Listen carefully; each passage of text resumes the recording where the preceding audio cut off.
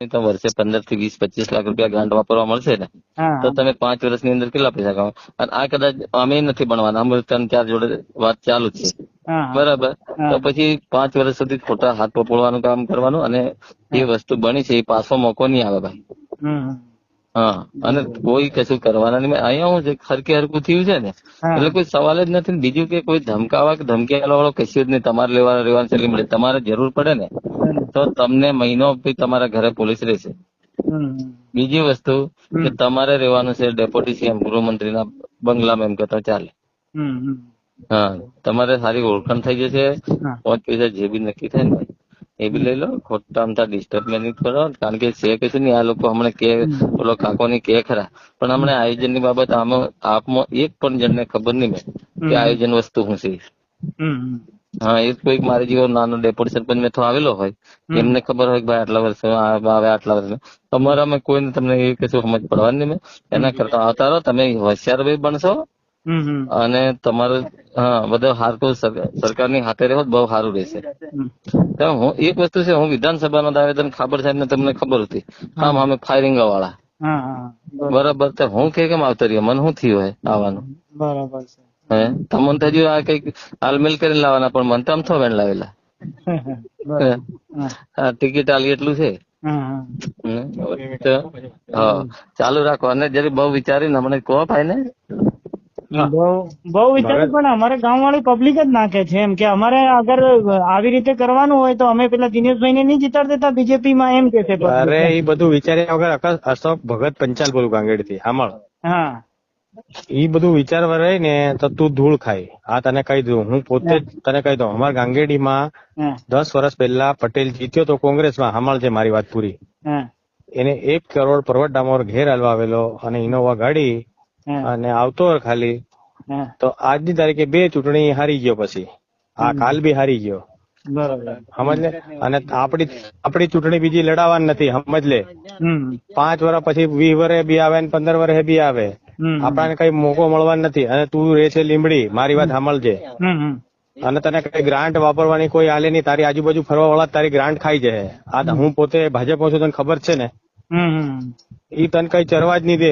તારે ઉદાહરણ જોઈએ ને તો મારી પાસે ગાંગેડીનો એકવાર આગળ ભરસડાનો ઉમેદવાર હતો, એના સરપંચે જીતાડ્યો.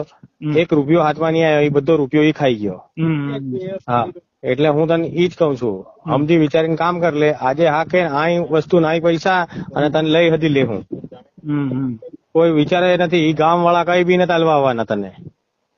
તું અમારી વાત સાંભળ, તું કઈ ગામ માં રહે તો લીમડી રે ગાંડા. તારે હું એટલે પણ તો બી તો ગામ વાળા એ ચાહ્યા ને મને. અરે ચાહવાનું કઈ નહીં મળે, વાવાઝોડામાં જીતી જવાય. તું ચાહવાની વાત મત કરે, ચાહવાનું કોઈ નહીં ચાહે. પછી સાંભળ, તું 5 વર્ષ પછી તને કોઈ નહીં ચાહે, સમજી લેજે. એ ચાહવાની વાત કરે જ નથી. આ ચાહવાની વાત અમારા ગામ વાળો જ કરતો હતો. 1 કરોડમાં મને લોકોએ વોટ આલ્યા, આમ નથી. આજની તારીખે ધૂળ ધાણી કઈ નહીં મળે. લડી લડીને હમણાં પીને આજ ગાંગેડીમાં ઝઘડા કરી રહ્યો. હમણાં તારા વાપરેલા પૈસા બી તારા વળે નહીં. આ તને હું મોએ કહી દઉં છું. અમે તો આટલા 35 વર્ષથી ભાજપમાં છે, બરાબર? તું વિચારીને કામ કર લે. બાકી આ વસ્તુ ના પૈસા તું જતો રહેજે, તને પ્રોટેક્શન હાથે કાઢ લે. તારે કઈ રહેવાનું છે હમણાં?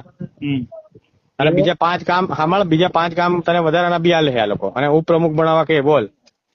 એ બધી વાત સાચી, પણ હવે તમે અહીં આવીને આ ગામ વાળાની વચ્ચે કહો. ગામ વાળા વચ્ચે નહીં થાય, તારે નક્કી કરવાનું. તું ચૂંટાયો તારે જ નક્કી કરવાનું. ગામ વાળા કઈ નહીં કે. ગામ વાળા શું કે, મારી વાત પૂરી સાંભળ. તું બધો મેન્ટલી ખરાબ છે. તું અહીં કઈ નથી રહેવાનો. મારી તું તો કઈ રહેવાનો? તું કઈ રે? લીમડી. હા, તો પછી લીમડી ની રે ને ભાઈ. તારે હું તું પૈસા લઈને ખકેરીને છૂટો થાય ને ભાઈ. તું પાછી સીટ આવે તારની વાત તાર. તને કઈ ગાળો દેવા લીમડી આવવાના છે? તું બી ગાંડો છે, ગાંડા. લક્ષ્મી ચાંદલો કરવા મત મો દોખે. હું તને મોએ કઉ છું, સમજવા જેવો વિચાર છે તારો.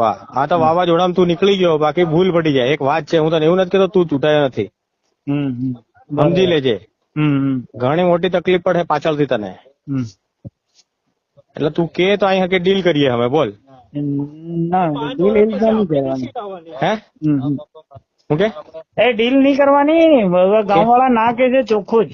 અરે ગામ વાળા કઈ નહીં આવે મારો ભાઈ. એટલે ભાઈ ગામમાં રહેવાનું, જગા જમીન બધું પડ્યું. અહીં જગા જમીન તો ગીરવે મેલ દેજે. તઈ શું તારી કઈ જવાની? તું 5 વર્ષ 15 દાડા પછી તારું કોઈ પૂછવાનું નથી.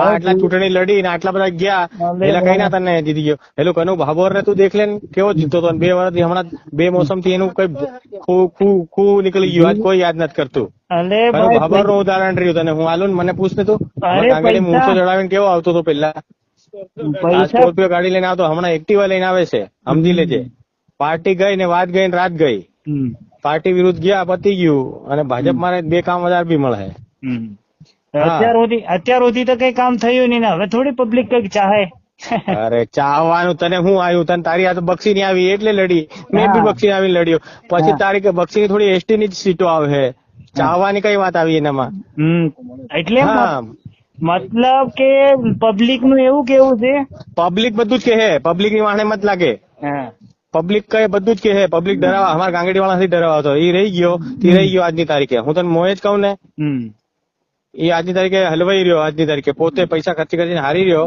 તને કોઈ પૂછે એને તો એસટી છે ઘડી ઘડી લડવા મળે તું તો બક્ષી છે બક્ષી માં કઈ સીટ ફરતી આવે હે આવે તારની વાત તાર બરોબર હા અને તારે કઈ આવી રહેવાનું છે તું ઝંઝટમાં પડે તારે લીમડી રહેવાનું લીમડી થી ડાયરેક્ટ ધાનપુર જવાનું ધાનપુર થી ડાયરેક્ટ લીમડી તું શું કરવાનો ઝંઝટમાં પડે